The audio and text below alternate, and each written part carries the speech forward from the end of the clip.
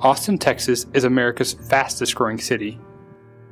90% of its population would feel more comfortable in a bar than a church building. Austin is really different. There's a reason that they say keep Austin weird. Actually, the first week that we were here, we went to a bonfire and we sat around a bonfire with some people from our apartment. And one of the guys there was actually wearing a 3-piece suit, and of course the third piece being a tank top instead of a vest. And it was actually all zebra print.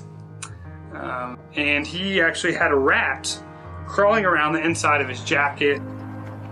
So what can you do to bring the gospel to a place like Austin, Texas? In some ways it kind of goes back to an older model. In the earliest days of the church met from house to house and in the marketplaces and just kind of where the people gathered. The notion of church as we think about it is largely a later innovation. So in this way, trying to be kind of the church in the apartment or the church in the marketplace, I think kind of goes back to a more ancient model of church. Okay, if there's a group of people who won't come to church, then the alternative is that somehow church has got to go to them. That is, sort of instead of having the field of dreams approach where if you build it, they will come, you've got to make great intention to kind of be in their space. And so if that group of people is going to be reached at all, it's going to be reached by people who are going to go where they are rather than expecting them to come where we are. Also, we had a Super Bowl party, and there was a lady there who I had seen before at a few events, and we got to have a good, long conversation while we were watching the game. Just really getting to know each other and building trust.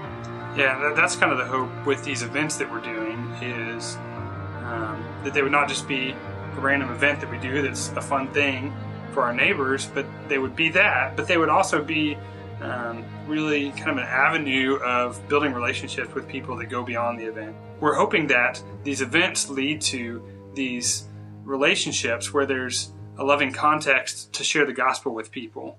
One of the best ways that you guys can partner with us, obviously you've already blessed us tremendously financially in order to be able to spend the kind of time that we want to invest in this kingdom work. But beyond that, we have a website, and it's jordanandsara.com, and if you go on there, you can actually put your email address in and be sent an email every week. And this is really just this amazing resource to be able to know how to specifically pray for us. You can actually hear stories about us getting to know our neighbors and even pray specifically for certain names and people's hearts to be more open and receptive to the gospel as we begin these relationships with them. So that's a really huge way that you guys can partner with us. We're also excited that some people from Dallas are already coming down and visiting us, and that's been a really huge encouragement, and we love that. So if you guys are ever headed down to Austin, let us know, and we'd love to share a meal with you guys or get together and have some time to pray with one another.